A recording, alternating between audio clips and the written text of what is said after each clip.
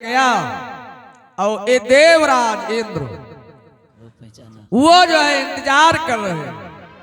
आज बहुत समय बीत गया और अभी तक ब्रजवासियों ने हमारा पूजन नहीं किया। शाम हो गई तब तक हमारे नारद बाबा पहुंचे।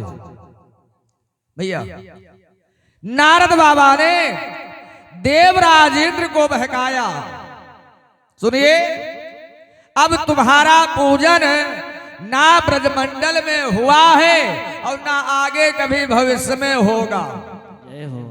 बोले क्या बोल रहे महाराज? कहा हम बिल्कुल सही बता रहे हैं कि अब तो वृंदावन में वो जो नंद का जो लाला है उसकी नेता नगरी चलती है। और जानते हो उसने तुम्हारा पूजन छुड़वा करके एक पर्वत का पूजन करवा दिया। इंद्र ने सुना, क्रोध से आग बबूला हुए देवराज और देवताओं से कहा बताओ ये जो अपमान हमारा किया गया है ब्रजवासियों के द्वारा, इस अपमान का बदला हम कैसे चुकाएं? तो सुरवृंद एक स्वर में बोले ब्रजमंडल डुबो दिया जाए। महाराज ऐसी वर्षा कराओ कि एक बच्चा जीवित ना बचे। इंद्र आदेश करते कि घहराओ इतनी जोरों से जो कानों के पर्दे फट जाए।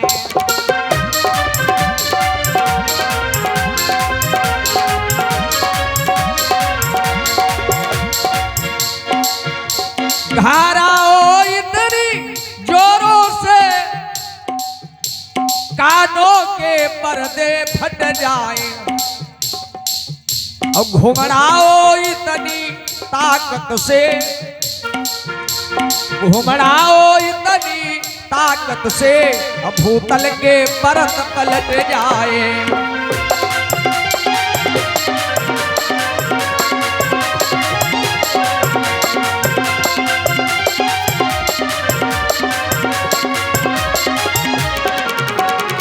का दो वज्र पटक गोवर्धन पर पृथ्वी के नीचे पहुंचा दो और पशुओं पर महाप्रलय कर दो, खेती पर ओले बरसा दो। ऐसा आदेश जब मेघों को दिया गया तो काले पीले नीले सफेद मेघ उमड़ घुमड़ करके चल दिए और जाकर के ब्रजमंडल पर छाते।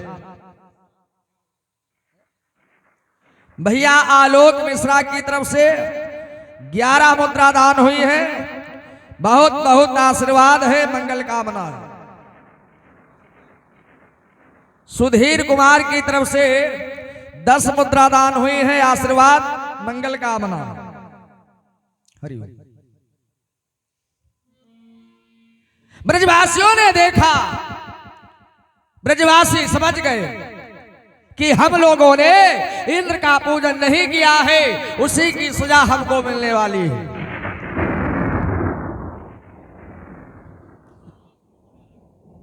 अमरनाथ मिश्रा जी हरापुर से हैं, जिनके द्वारा 10 मुद्रा दान हुई है। बहुत बहुत आशीर्वाद।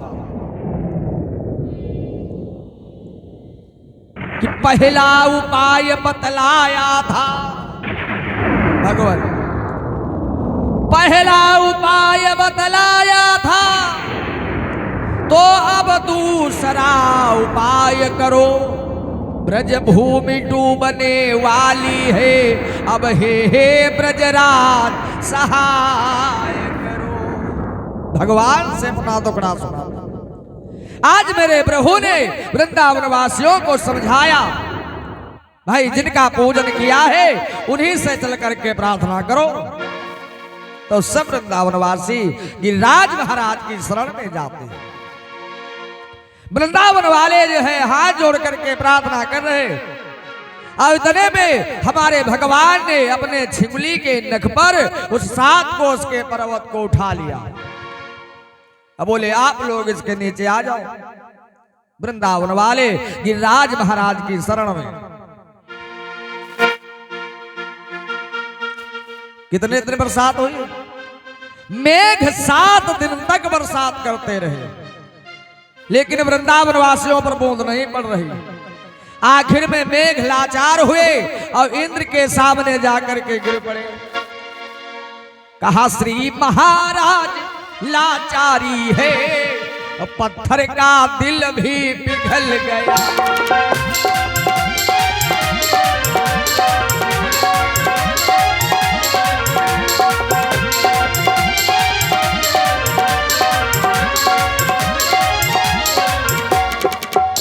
श्री महाराज लाचारी है, अब पत्थर का दिल भी पिघल गया।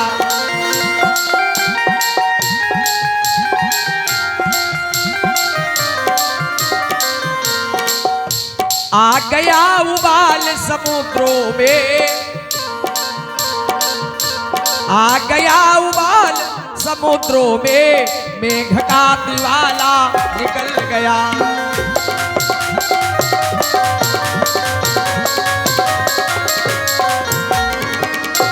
कहा इन 7 दिनों में क्षण भर भी रुक सकी नीर की झड़ी नहीं, और इतने पर भी ब्रजमंडल पर एक भी बूंद है पड़ी नहीं। महाराज 7 दिनों से हम वर्षा कर रहे हैं, लेकिन वृंदावन वासियों के ऊपर कोई असर नहीं हो रहा। अब इंद्र भी सोच रहे हैं आखिर ऐसी कौन शक्ति है जो ब्रजवासियों की रक्षा कर रही। आखिर में देवराज इंद्र हार मान करके ऐरावत पर सवार हो करके ब्रजमंडल में भगवान के चरणों में जाकर के क्षमा मांगते, महाराज क्षमा करो। अब यहां पर इस लीला के द्वारा हमारे भगवान का एक और नाम पड़ गया। वृंदावन वाले भगवान को श्री गिरधारी लाल जी के नाम से जो है पुकारने लगे। गोवर्धन गिरधारी, सभी लोग गाओ हमारे साथ। और उसके बाद थोड़ा भाव और बताएं भाई। ये 7 दिनों तक वर्षा होती रही, विचार करना है ये जल चला कहां गया। वर्षा हुई, अब वृंदावन वासियों के ऊपर असर नहीं हुआ, कहां गया जल।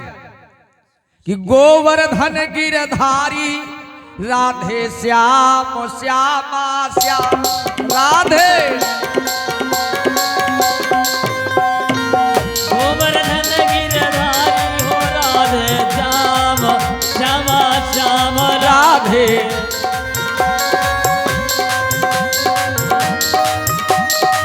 हरि बोल। गोवर्धन गिरधारी हो राधे श्याम श्यामा श्याम राधे।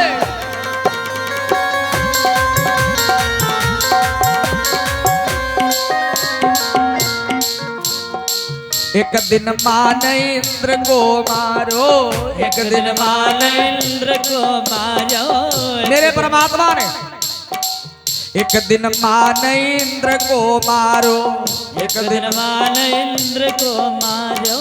नखऊ पर गोवर्धन धारो, नखऊ पर गोवर्धन धारो, नखऊ पर गोवर्धन धारो, नखऊ पर गोवर्धन धारो।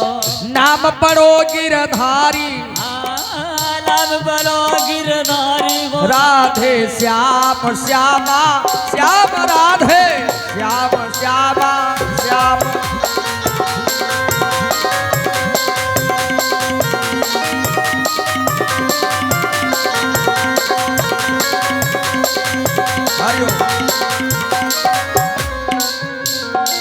गोवर्धन गिरधारी हो राधे श्याम श्यामा श्याम राधे श्याम।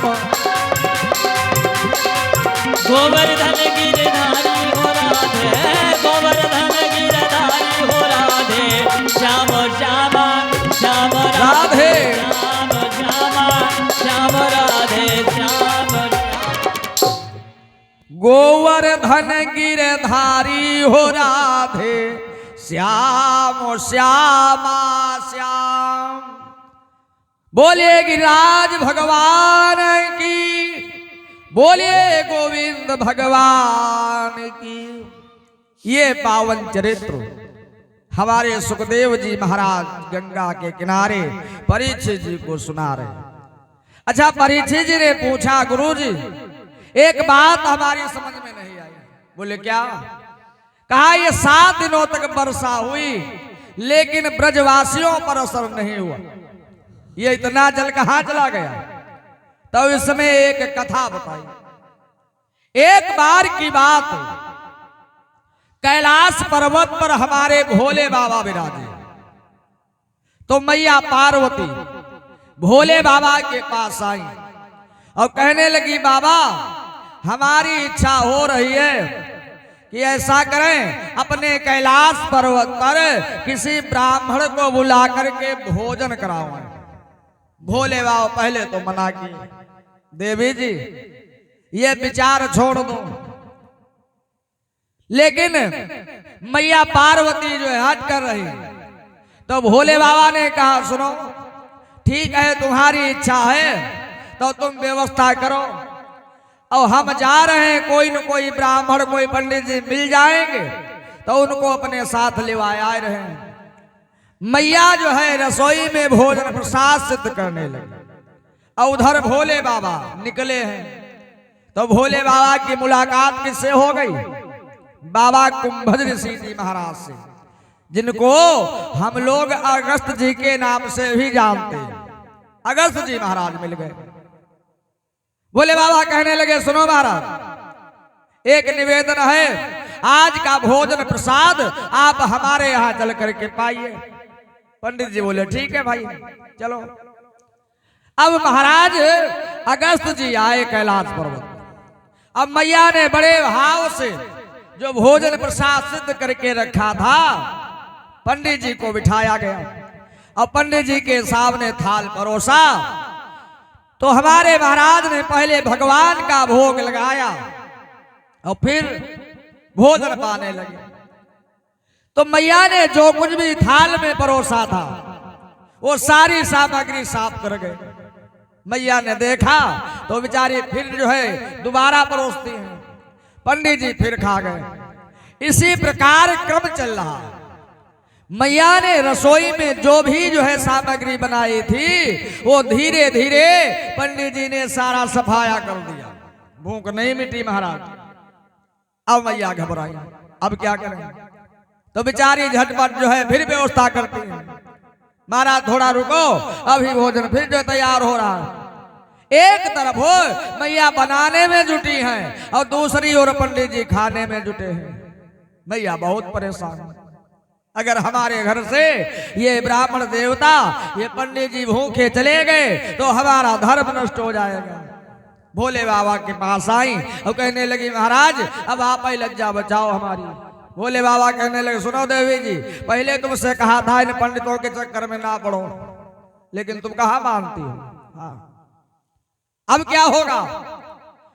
इधर मैया जो है जो कुछ भी कच्चा पक्का बनाए पा रही हैं, परोस जाती हैं और अगस्त जी महाराज खा रहे।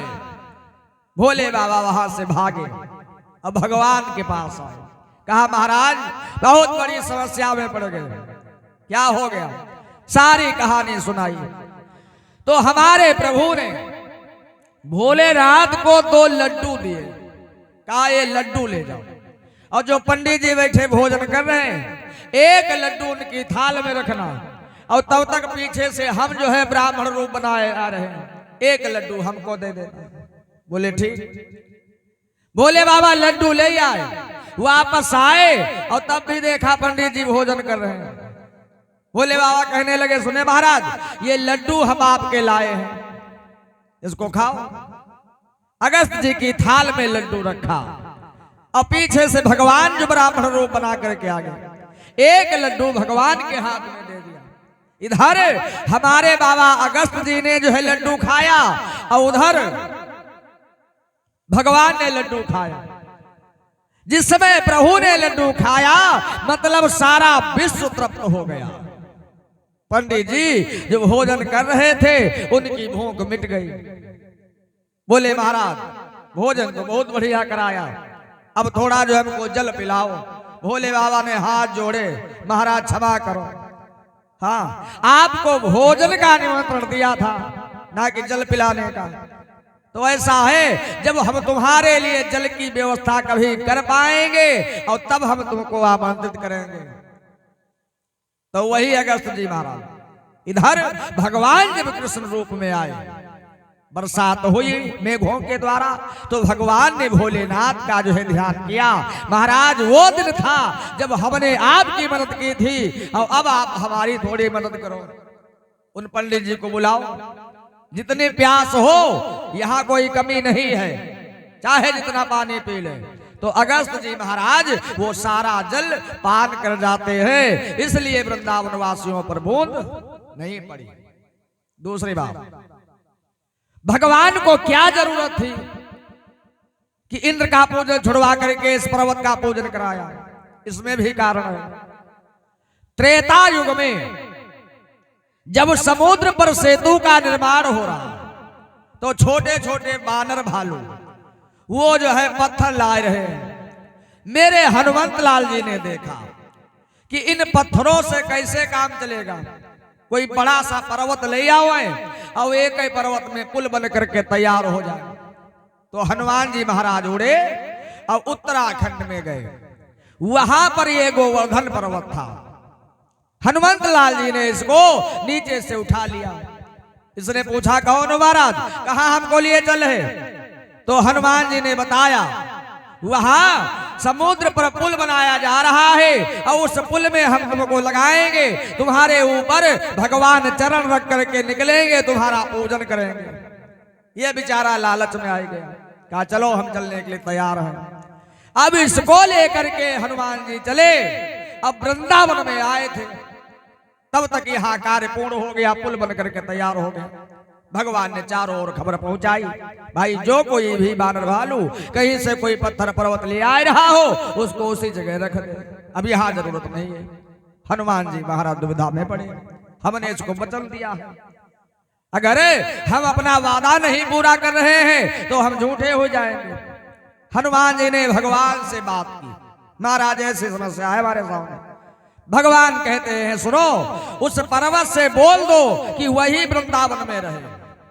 अब यहां तो जरूरत नहीं है, लेकिन जो तुम्हारा वचन है वो जब हम द्वापर में आएंगे तब हम अपने हाथों से उसका पूजन करवाएंगे।